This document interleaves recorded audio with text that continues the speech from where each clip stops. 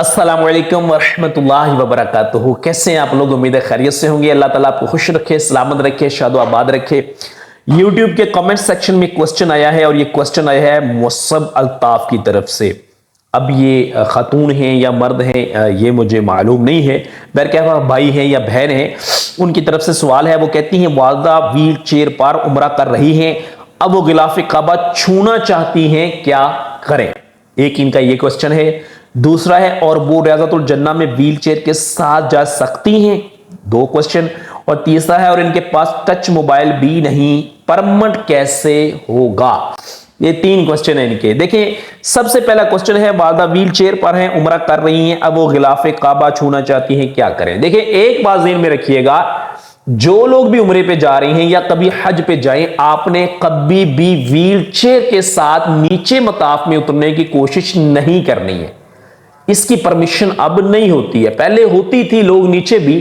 अब चूंकि क्राउड बहुत ज्यादा होता है और व्हील चेयर, वैसे भी जो लोग उम्रा करके आए हैं या हज करके आए हैं वो आपको बताएंगे कि व्हील चेयर पे जब आप वहां पे मूव करते हैं ना, तो जो व्हील चेयर के आगे वो पांव रखने वाले पैडल बने होते हैं वो बड़े तेज होते हैं, तो वो हाजियों के पांव, जो आगे हाजी चल रहे होते हैं उनके पांव बैक साइड से जख्मी कर देते हैं। ये मंजर मैंने अपनी आंखों से वहां पे देखे हैं।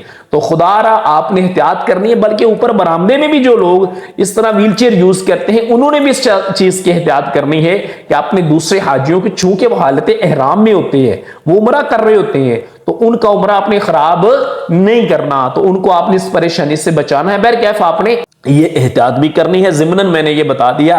तो अब ये चाहती हैं कि ये खिलाफे काबा को भी टच करें, तो इसका क्या तरीका हो सकता है? देखिए, आप व्हील चेयर के साथ तो नीचे जा नहीं सकते हैं, ये बात तो कन्फर्म है, और इसकी आपने कोशिश भी नहीं करनी है। आप किसी सीढ़ी के जरिए, आप इलेक्ट्रिक स्टेज जिसको हम एस्केलेटर बोलते हैं उसके जरिए, या किसी भी और तरह से आपने कोशिश नहीं करनी कि या कहीं से छुप छुपा के कि आप व्हील चेयर जबरदस्ती नीचे लेके जाएं या छुप छुपा के लेके जाएं, ऐसा आपने नहीं करना। अब इसका हल पॉसिबली क्या हो सकता है? देखिए, इसका जो मल्टीपल सॉल्यूशंस तो हो सकते हैं।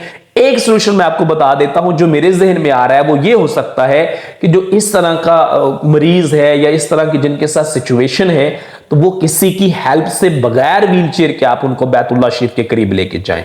इसके अलावा कोई दूसरा सॉल्यूशन फिलहाल मेरे जहन में नहीं आ रहा कि इसका क्या हल हो सकता है, क्योंकि व्हील चेयर के साथ तो आप भाई बैतुल्ला शरीफ के करीब नहीं जा सकेंगे।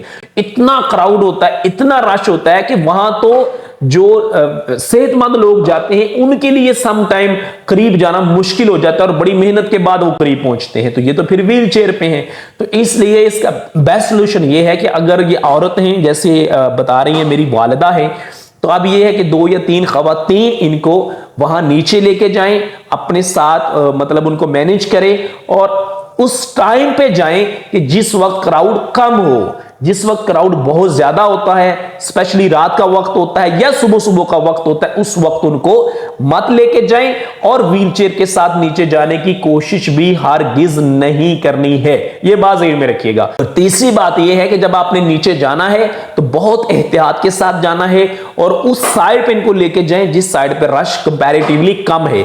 बाबुल काबा की तरफ ना लेके जाएं, वहां क्राउड बहुत ज्यादा होता है। इसी तरह हजर अस्वद से लेके जो रुकने यमानी की दरमियानी दीवार है, वहां पे क्राउड बड़ा ज्यादा होता है, वहां पे भी नहीं आपने लेके जाना।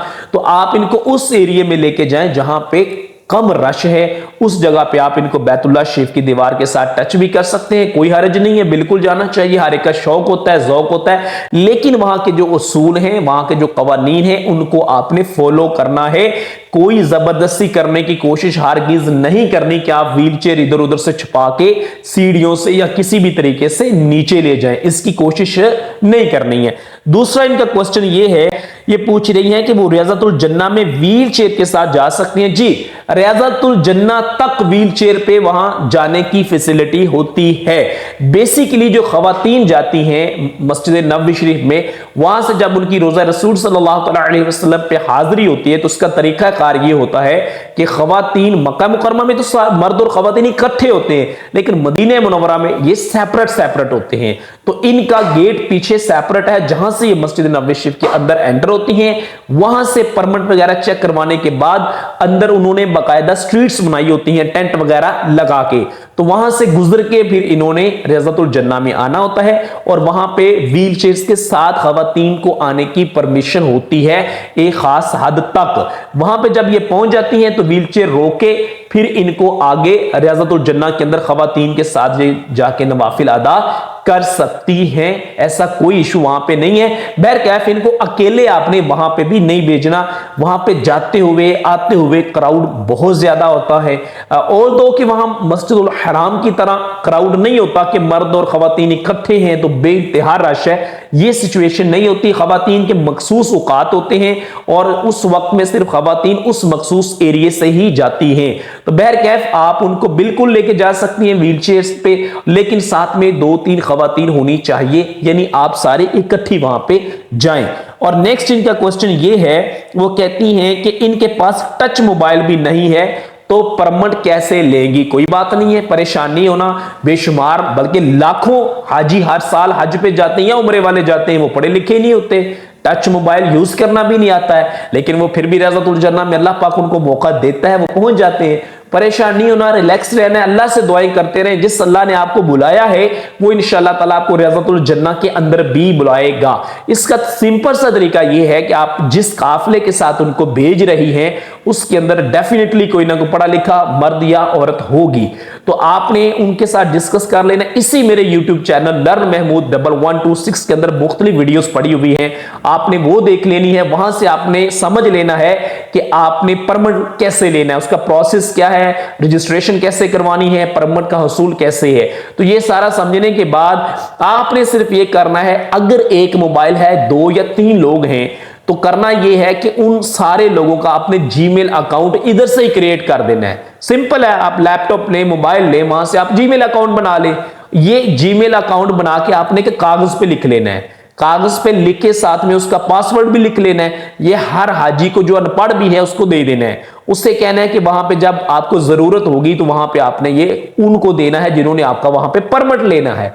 तो जिस बंदे के पास एक मोबाइल है, 3 लोग हैं, तो अब उसने करना यह है कि अपने मोबाइल को एक जीमेल अकाउंट से लॉगिन करना है, उनका परमिट ले लेना है। वो जब नफल पढ़ के आ जाएंगे, अब उसने क्या करना है कि दूसरे के जीमेल अकाउंट से पहले वाले को लॉग आउट कर देना है, फिर दूसरे वाले से लॉग इन करना है और उसका परमिट लेना है। वो जाके नवाफिल पढ़ लेंगे, फिर तीसरे वाले का करना है। सिंपल है, कोई इसमें परेशानी नहीं है। बेशुमार लोग इस तरह करते हैं और अल्लाह ताला सानिया पैदा फरमाने वाला है, वो ऐसे ऐसे रस्ते खोल देता है कि इंसान के वहमो गुमान में भी नहीं होता है। तो इसलिए आपने ज्यादा परेशान नहीं होना। बहरकैफ आपने जो तीनों चीजें पूछी है मैंने 1 बाय 1 आपको वो बता दी है। कोशिश करनी है कि कोई भी ऐसा काम ना करें जो आप शॉर्टकट ढूंढने की कोशिश करें कि नीचे मताब में मैं व्हीलचेयर के साथ चली जाऊं, ऐसी कोशिश नहीं करनी है।